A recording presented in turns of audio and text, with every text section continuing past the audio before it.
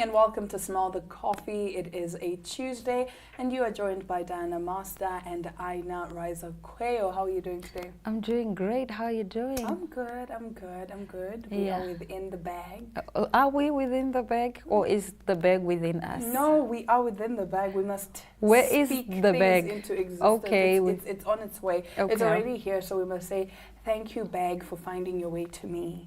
Actually, that is something that I recently learned. I came across a very interesting video on YouTube, and it basically the message was, once you've done everything that there is to do, all you have to do now is to stay and give thanks. That's it. Like, That's honestly, it. I know that they always say, instead of saying, I am going to, I will, already speak as if it's yours already. Just say, I am grateful that I'm a billionaire. I am grateful that I'm rich, I'm happy, I am healthy. Like, all of these things. I always tell people there's so much power in your tongue. And people don't realize that. Like, even some of these jokes that we make and even some of these songs that we sing, you are unintentionally speaking these things into existence. Yes, because the power of life and death lies in the tongue. Exactly. So I was like, all my life, this is the secret to success that I've been missing.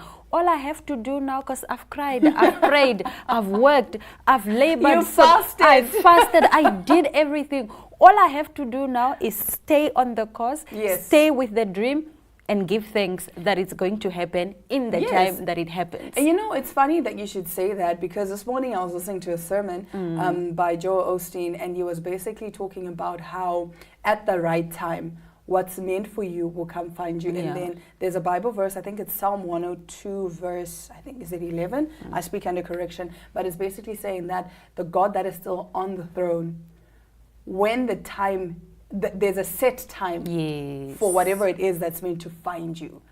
So like, you may be seeing all of these people, for example, like getting jobs, and you've been wanting a job so bad, and you're like, Lord, everyone is getting a job. Everyone is getting a job. What about me? What about me? But no, that's because it's their time to do that. Your set time is coming. You just have to remain patient and trust the process and just be like, you know what?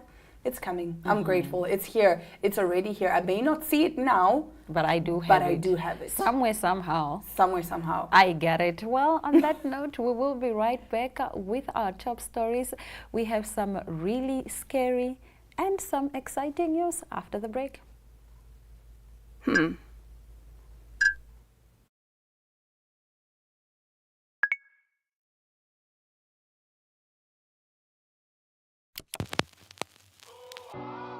E-Ticket, your online ticket solution for events and event marketing, bringing you ease of mind and making sure that your event gets out there.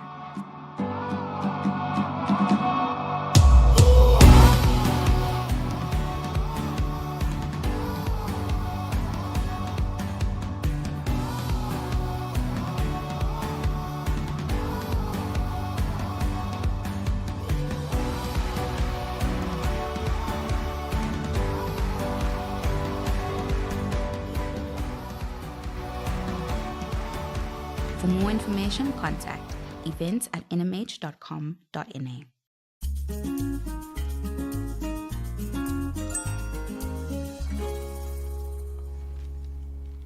Now it seems like this has been the theme through 2024 for Smell the Coffee, about divorces and suing and all of that. Well, a wife recently filed for divorce and sues her husband for over 300,000 rand. Take a wild guess why. I don't know. Child for support? not showering. You lie. Some people are just not fond of taking showers or bathing. This reportedly includes a Turkish man whose wife was repulsed by his hygiene habits or lack thereof and sued him for over 300,000 rand 101. The husband, said to be AY, according to Turkish news media, filed for divorce from her husband, CY, claiming his poor personal hygiene as the primary case. A lawyer told the family court that the man wore the same clothing for at least 5 days in a row, barely washed, and reeked of perspiration. Spouses must fulfill the responsibilities of the shared life. If the shared life becomes unbearable due to behavior, the other party has the right to file for divorce, the woman's lawyer told the courts. We must all be careful in human relations. For this reason, we must pay attention to both our behavior and cleanliness. She even had witnesses to attest to her claims. According to reports, this included common acquaintances as well as some of the husband's co-workers. They all supposedly provided comments that confirmed the man's bad personal hygiene. The Regional Court of Justice and the Supreme Court of Appeals, which just issued a final decision, judged the husband's poor personal hygiene to be acceptable grounds for divorce. What is happening in marriages, ladies and gentlemen? What is happening? What is happening?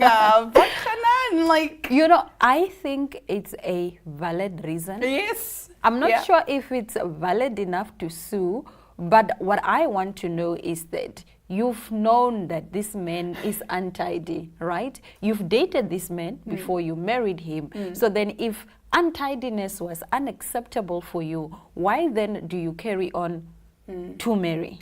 I feel like, honestly, this was a conversation I was having, I think 2 days ago, with someone saying the things that we ignore in dating, these are the things that amplify in marriage. Yes. So also, because when you guys are dating, you're at your house, I'm at my house, right? I don't know that you haven't showered for like a week, because also if you're coming to see me, I'd assume like when they would go out on dates, he would of course maybe shower or whatever, but then now that they're living together, he's comfortable. You know, people always say women, once they get married, they let themselves go, they get fat, and they stop taking care of their appearance. They don't look nice anymore. I think also men do the same. Like in this case, he's comfortable. It's like, listen, I begged her, she's my wife now, she's not going to go anywhere, so So that's that. That's that. So but not to shower?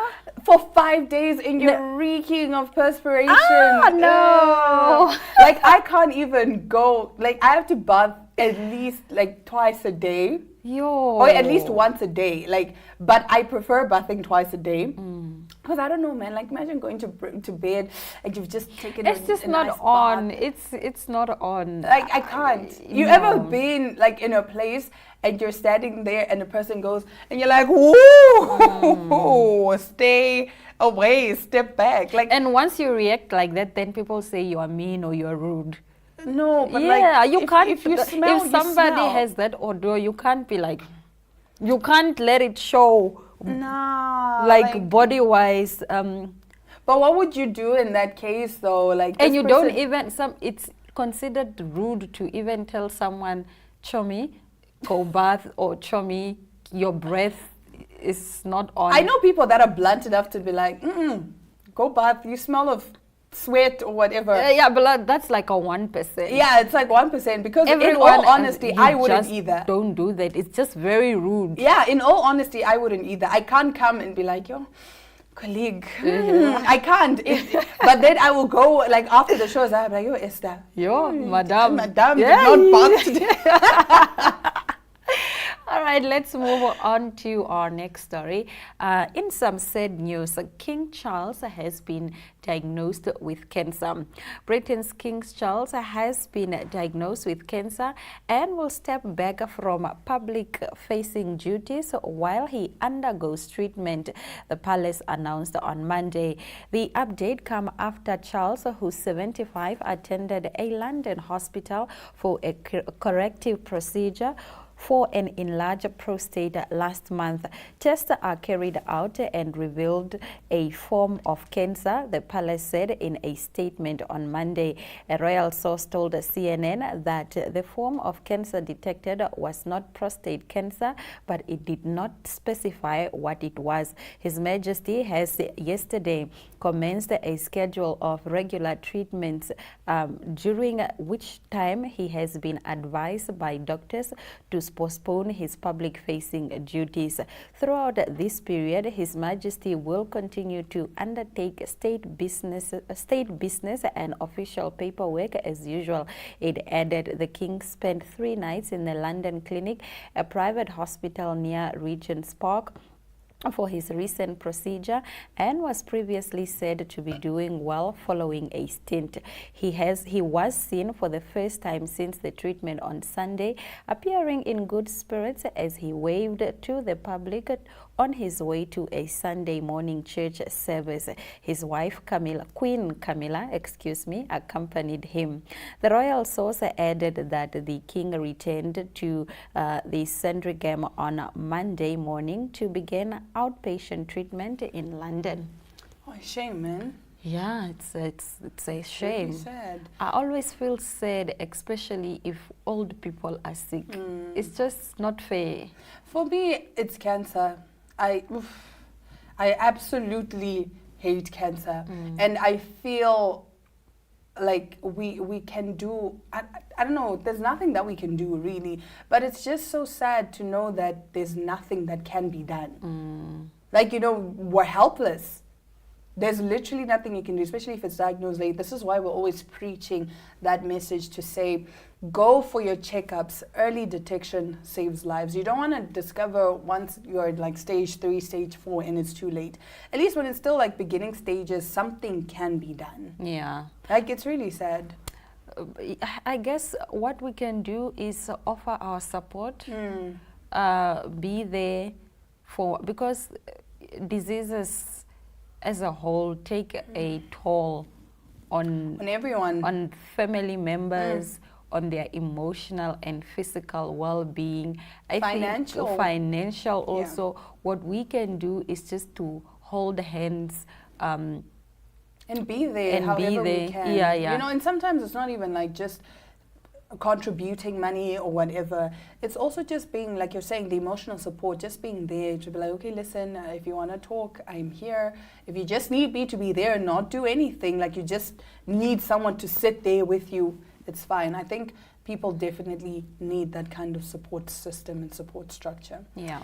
And you know what's weird is that last week, I spoke of this guy that was predicting for the year 2024, and Charles was among some of the people that he made a prediction about. He did say that Charles was going to be sick. Oh. Yeah, so it is terrifying.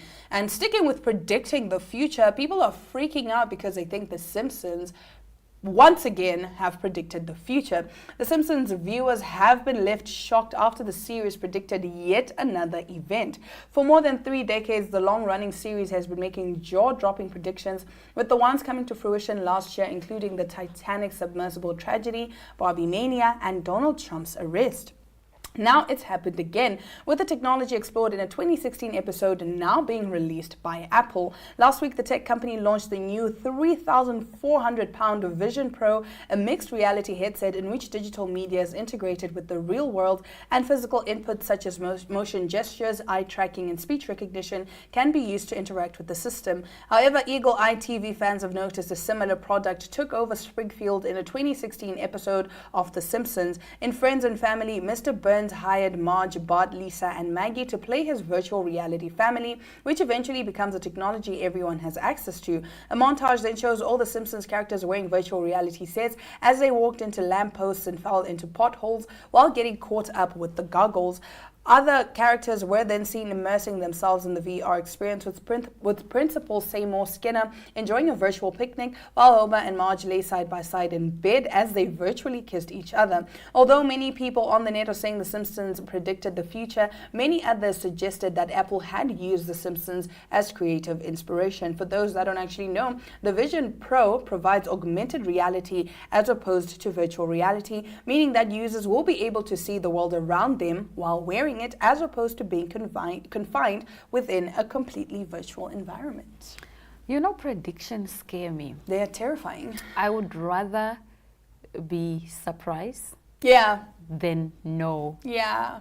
Like, I don't need to know what's going to happen tomorrow, because then I feel like I will live in so much fear. Fear, exactly. Yeah, because, okay, tomorrow this is going to happen. Oh no. I'm now panicking. I would rather be surprised than be surprised. That's why even like Christians say, with the end of the world, only God knows. Not even Jesus himself knows. Because imagine if we knew that on, let's say, the 3rd of April, 2120, the world is going to end. Do you know how much panic would ensue? I would probably swipe all my money off my card. Exactly. You do rash things. It's kind of like those people that are told you have 3 months to live. They go, they're like, I'm going to live my best life. And then 3 months comes and the doctor's like, actually, you still have another 5 years to live. It was our mistake. Not even 5 years. You've been healed completely. And it's like, that's why I would also rather be surprised. I don't like... I'm lying. I also want to know. Like, I kind of want to know. I need God to tell me, like, okay, listen, Diana, on this day, you're going to get married. On this day, you're going to go out. Yeah. And you're going to meet your husband. And you're going to... I want to know the details. That's my toxic trait. I want to know everything step by step. I would rather be surprised. Surprise me. Life surprise me. But sometimes the surprises aren't good at all. And then I will just cross that bridge when I get there. When I am there. I'll figure it out from there. I will figure it out. Because now there's nothing else to do but figure it out. Yeah. You need to go forward. You need to move. But like, I wouldn't watch anything. I wouldn't listen to a prophet. I wouldn't see a fortune teller. Okay. A gypsy. I wouldn't watch anything. That's why I don't like Black Mirror. That predicts the future. That's why I don't watch Black Mirror.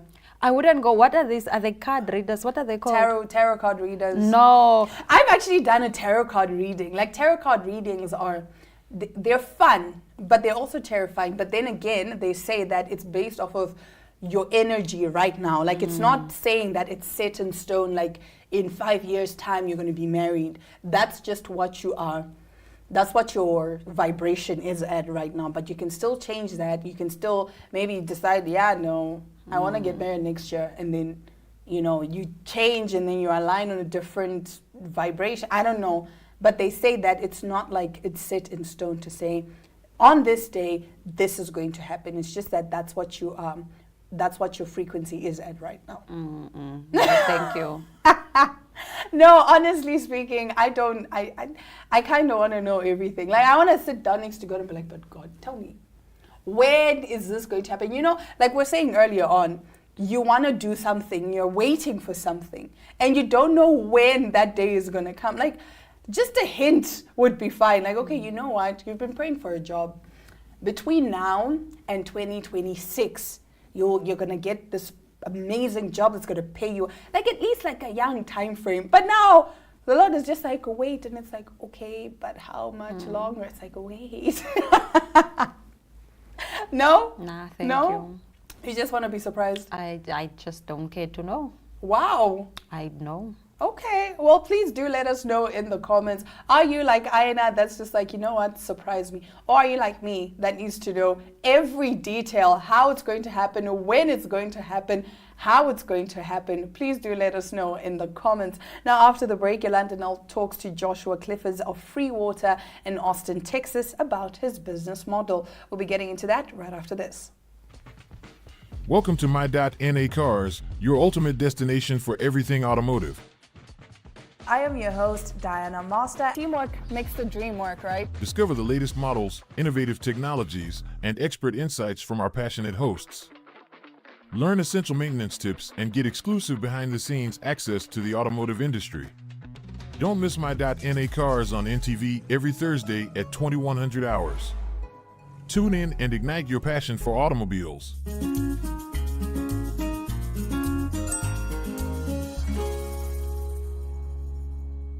So I generally just want to know how this all started.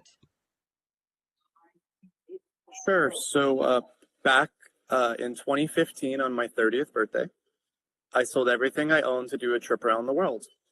And my goal was 100 countries in 4 years. And I had a map planned out. I had an around the world ticket.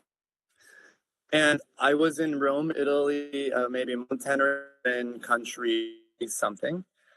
And I was in Rome for 5 minutes. and two refugees from Nigeria approached me as I was walking to the Colosseum, and they asked for some money, and I gave it to them. And I said, hey, like, how'd you end up here? Let me hear your story. And they were not the standard refugee that would wind up in Europe from Africa, because they both had PhDs in architecture and actually skyscrapers in the capital of Lagos in Nigeria. But they were run out of their country by Boko Haram. And their story was so sad, and their wives were murdered.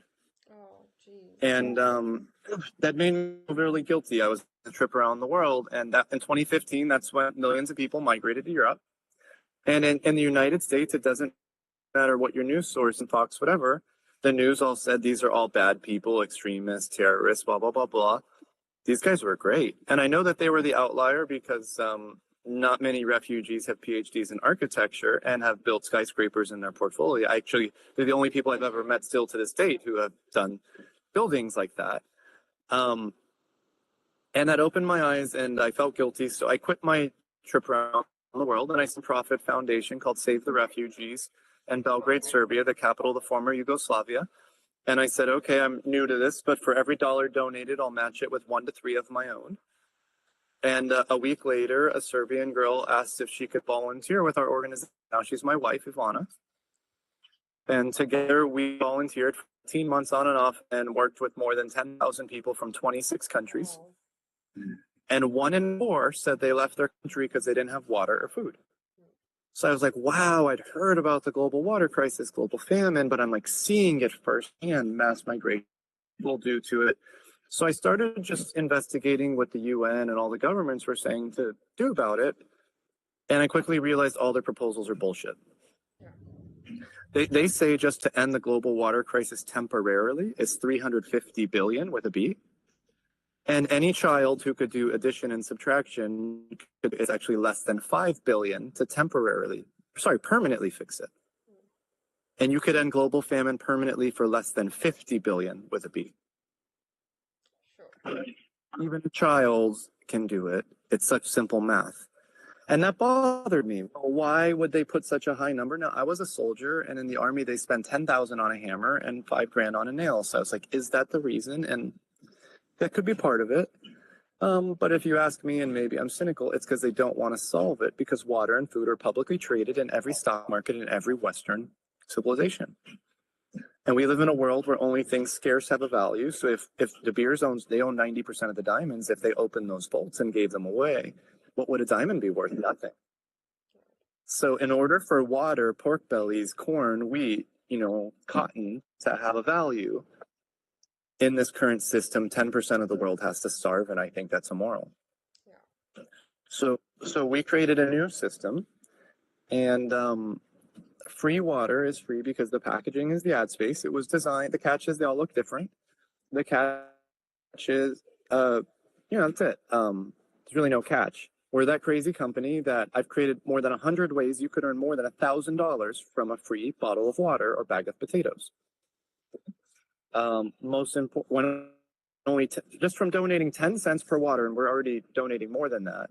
When 10% of Americans drink 1 free water a day, we donate 1.25 billion annually to fight the global water crisis. We'll end it without a penny of government help. Yeah. And free water is just the first product of our future free grocery store, called freegrocerystore.com, the free Amazon, if you will. So when 10% of Americans have one of our top 100 groceries daily, we donate 125 billion annually. And without any government help, we will end famine, housing, and medical issues globally.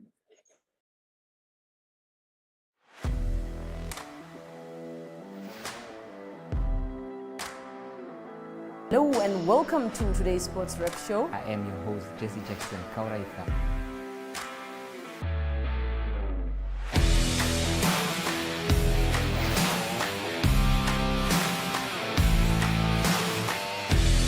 In replay, Namibia, who had won the toss for the first time on this tour. Good day everyone, time for international sports news, starting off with tennis news, both on the WTA for women's and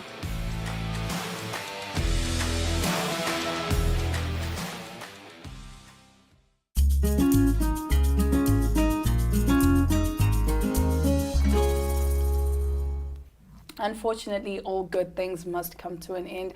We know that you don't want to say goodbye. You love our energy so much, and you love everything that we have to give you, and the little nonsensical debates that we have. We really argue about the dumbest things. Yeah, I think I could only agree. But that's what relationships are about. Exactly. We have to agree to disagree, and like disagreements make us stronger. They make the relationship and the bond stronger. Yeah, definitely. Because imagine if you're just a yes man. Do you know that there are friends or couples who have never been in an argument? That's a red flag. I could never. I think we should discuss this tomorrow. Yeah, I definitely agree. I think that's a great topic for discussion. So let's not get into it now, because we'll never see the end of it. But that does bring us to the end of our show today. Thank you so much for joining us on Smell the Coffee. We'll be back on your screens again tomorrow, same time, same place, from Diana Master and Aina Riza. Do enjoy your Tuesday.